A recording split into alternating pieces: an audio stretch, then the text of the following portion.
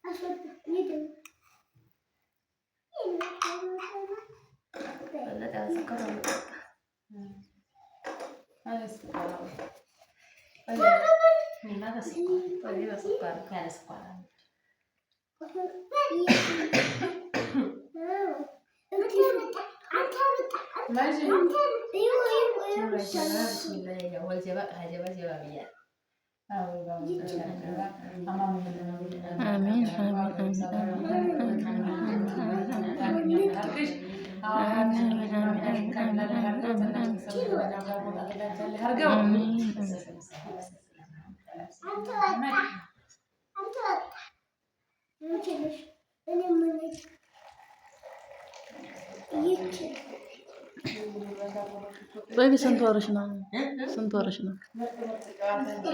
ترقش 7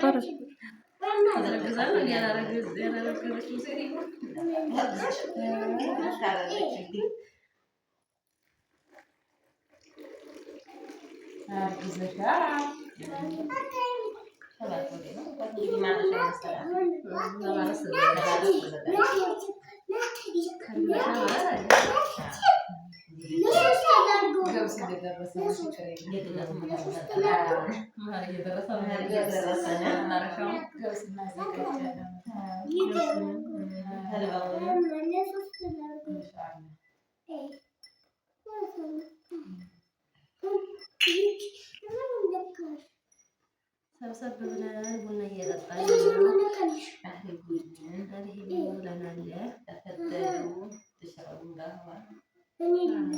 قهوة أسود كوفي قهوة تركي قهوة تركي قهوة عربي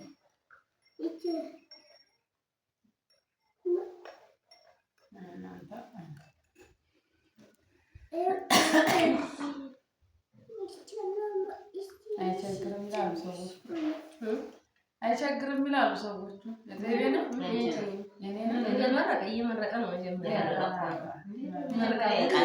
ከሽማመት ሳይኖር እኮ አንቺ ነሽ ቃለች። ከሽማመት ሲመጡ ደግሞ ካሜራ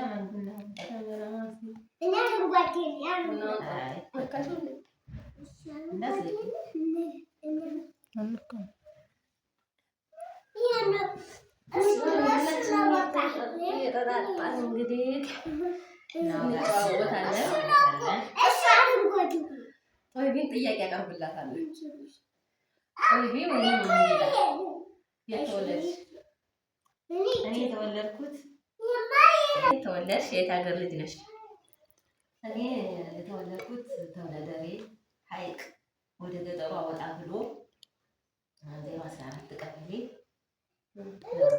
የተወለድኩት።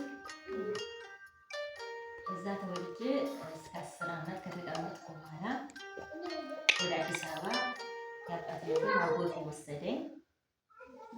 አዲስ አበባ ነው መስጊድ ፊት ለፊት አሜሪካን ግቢ ያደረኩ ማለት ነው። ማሻአላ እዛ ወደ 10 ዓመት አካባቢ አዲስ አበባ አደግኩ። ከዛ የተወሰነ ጊዜ ካደግኩ በኋላ ወደ 14 ወደ 13 ሲሆን ውጤት ሳራ ካጎቴ ቤት ሰው ቤት ገባሁ። ጠፍቼ እዛ እየሰራ ነው ያለ። ከዛ ፕሮሰስ ጀመርኩ።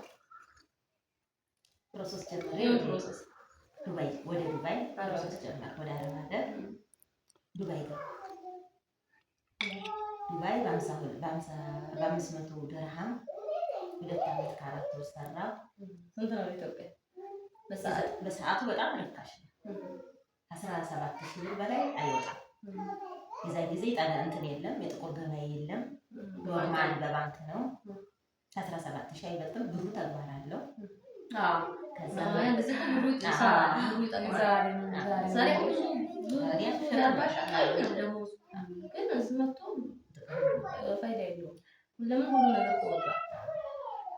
ከዛ 2 ዓመት ከ4 ወር ከሰራሁ በኋላ ቪዛና ትኬት ሰጡኝ። ደርሶ መልስ ትኬት ተሰጠኝ። ወደ ኢትዮጵያ መጣሁ። የልጅ ሞግዚት ስለነበርኩ በጣም ስላደከሙኝ ተመልሼ ለመሄድ ፈቃደኛ አልሆንኩም። ከዛም እንደገጣፎ ከአባዶ ፊት ለፊት መቼም አባዶ ትምህርት ቤትን ማያውቅ ኢትዮጵያዊ የለም። ከአባዶ ፊት ለፊት ቦታ ገዛሁ። 27 ቅጠል ቆርቆሮ ያላት 2 ክፍል ቤት ያለው 270 ካሬ ተመልሼ በወር ከ10 ቀኔ ኩዌት ገባሁ። ቋንቋ ስለማቅ ቦታውን ገዝቼ ከነቤቱ አልተመረገም ነበር። ኮንትራት ሰጥቼው ተመልሼ በወር ከ10 ቀኔ ኩዌት ገባሁ። ኩዌት ስገባ 52 ዲናር ነው የሄድኩት። ብሩ በጣም ውጤት አለው። በዛን ሰዓት ከ24,000 አትበልጥም፣ ግን ቢሆን ብሩ ብዙ ነገር ይሰራል። ኩዌት ስሄድ ሶሪያዊ ናት። በጣም ጥሩ ሴት፣ በጣም እናት። ሀቂቃ አረቦችን ሲሳደቡ አንዳንድ ኢትዮጵያዊ ይናደዳሉ። ለምን? በጣም መልካሞች እንዳሉ ሁሉም ኢትዮጵያዊ ሲሳደብ አብዛኛውን ጊዜ ደግነታቸውን መልካምነታቸውን ሁሉ አጥፍተው ያደረጉልን ነገር ብቻ ነው ሴቭ የምናደርገው። የዋሉልንን ነገር ግን ሴቭ አናደርግም። እኔ በነገራችን ላይ ዱባይ ያለችው መልካም ሴት ናት። በጣም ጥሩ ሰው፣ አንድ ቀን ሳይከፋል ወደ ተልሐምድ ሀገር የገባው። ከዛ ዱባይ ወደ ኩዌትም ስገባ ሶሪያ ናት፣ ሶሪያዊ ናቸው። በጣም ጥሩ ሰዎች ናቸው። 52 ዲናር ገባው። ስገባ የሰዎች ዋሽታይ ነበር። ያው ከሰው ስህተት ከብረት ዝገት 4 ነን ብላይ 7 ናቸው። ቤተሰብ 4 ነን አለች።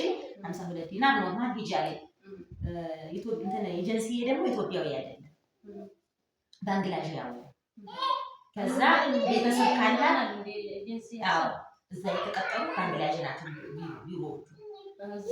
እዛ ያሉት ኢትዮጵያዊ። ከዛ ሰው ትርፍ ካለ አረበኛ ስለምችል ሰው ትርፍ ካለ ደሞዝ ታስጨምሪያታለሽ አለኝ። ከዛ ሲሄድ 7 ናቸው። ልጇ ከሚስቱ ጋር ተፋቶ 3 ልጆች ይዞ ወጥቷል። 7 ናቸው። ከዛም በ52 ዲናር አልሰራም አልኳት። ከዛ የሆነ ሺሻ ነገር ያጨሳሉ። የሀገራቸው ባህል ነው። ሺሻ ምናምን ሲያጨሱ ሳይ ከዚህ ጋር የተጋጨ ነው አልሰራም አልኳት።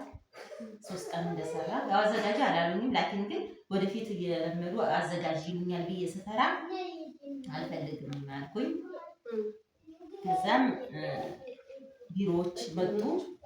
ሺሻ ምናምን ይጨሳል ያሰራም መስለው ላታዘጋጅ ቃል ግቢላት። እነሱ ያጨሱ አንቺ እነሱ ባጨሱ ተጠያቂ አይደለሽም፣ ግን ስራው ላይ ልትሳተፊ ያለኝ። የትየቱም አልተሳተፍም ማለች። 60 ብር አረገች።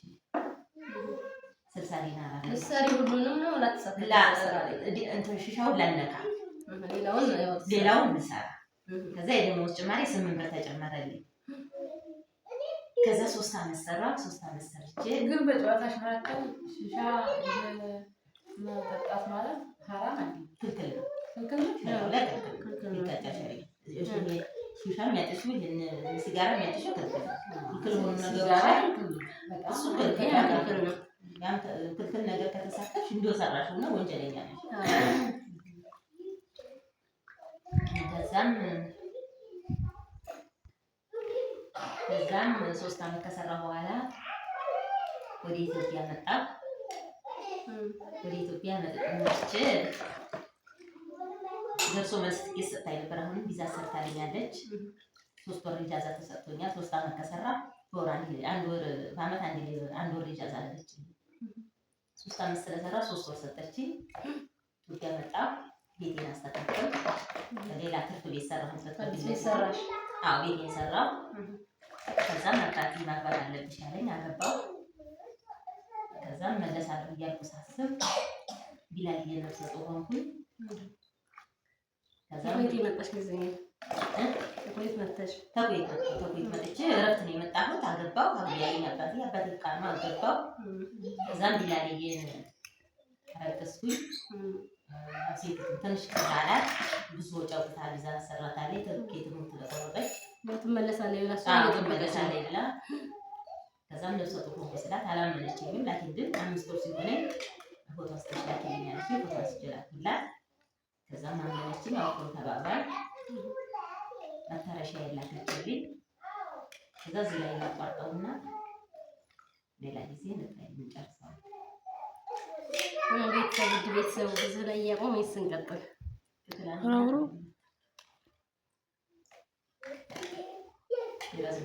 የዛሬ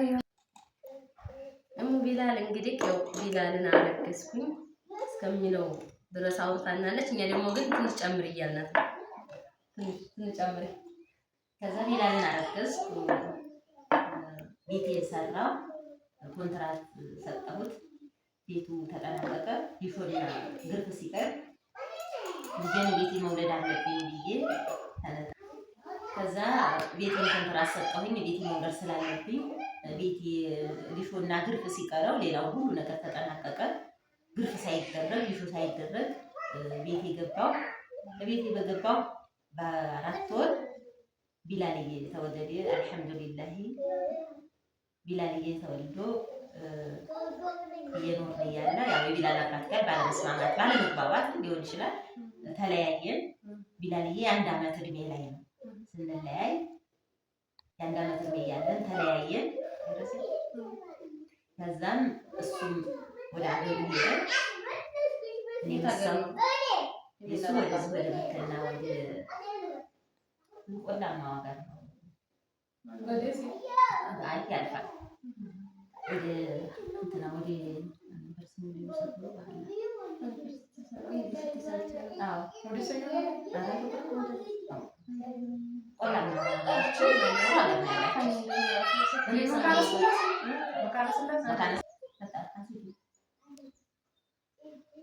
ክፍል 1 እና ክፍል 2 እናደርገዋለን። የሰው ልጅ ታሪክ በቀላሉ ያልቅ።